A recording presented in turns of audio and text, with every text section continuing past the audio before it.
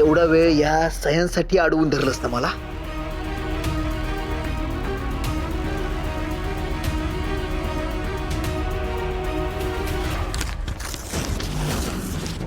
धैर्य, धैर्य काय करतोस तू? झाल्या सह्या.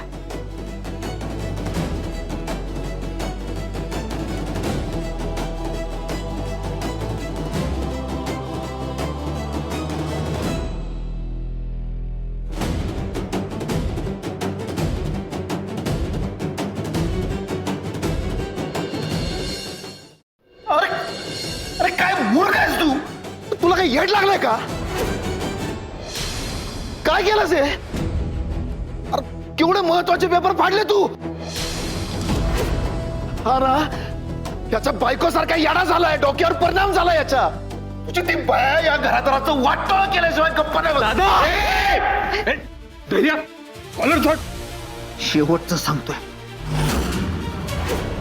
परत जर सावीबद्दल काही बोललास ना तर नाहीतर काय बोला. अरे बोल, सांगू काय करीन ते मी.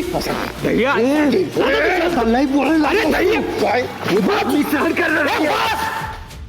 भाऊजी भाऊजी भाऊजी शांत व्हा प्लीज प्लीज शांत व्हा. आजपर्यंत तुमच्याकडे बघूनच गप राहिलोय वहिनी. हाच लय बोललाय हा. आज सोडणार नाही याला. सरा तू माझा थांब की ना. ए बाबा, हे तुला काय खूळ लागलाय का? समोर मोठा भाऊ आहे, दिसत नाही? आणि हे जे काय केलंस ना, काय चाललंय? अरे काय हे?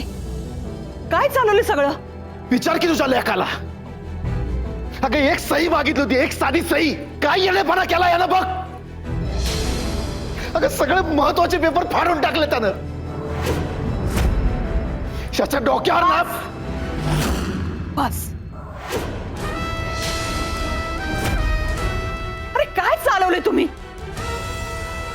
घरावर काय वेळ आले कळतंय का तुम्हाला? जरा जरा त्याच्या मनाचा विचार तरी करा. काय बोलतेस तू? मला माझ्या मुलाचा अभिमान वाटतो. बायकोला बरं करण्यासाठी आकाश पाताळ एक करतोय तो. अरे सावी या घरची सून आहे आणि सून म्हणजे लक्ष्मी असते. आणि तुम्ही तुम्ही त्याच्याच बरोबर वाद घालताय.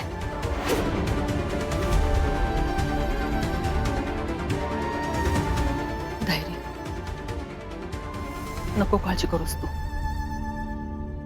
तू एकटा नाही आहेस, मी आहे ना तुझ्या बरोबर.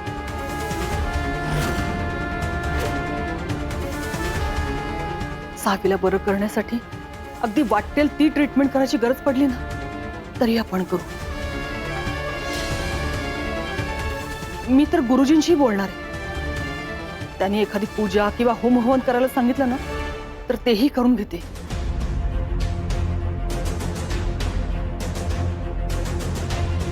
काही झालं तरी आपण हार नाही मानायची बघ.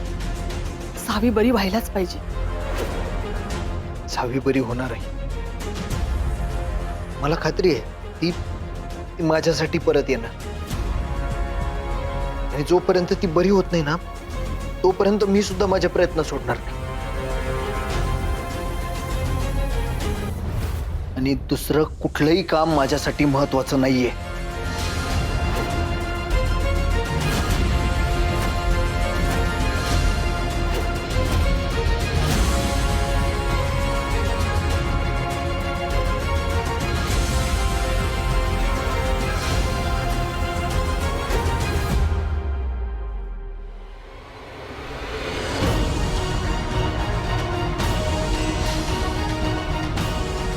घरात एवढं टेन्शन असताना घरातलं वातावरण बिघडणार नाही याची जरा काळजी घ्या.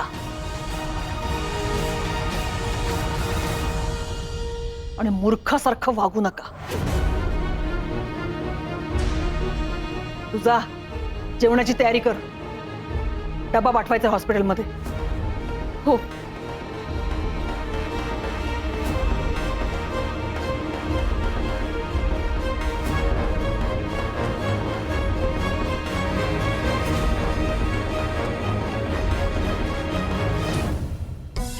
या धैर्यानं ना जीव नकोसा केलाय माझ्या कॉलरला हात घालतो.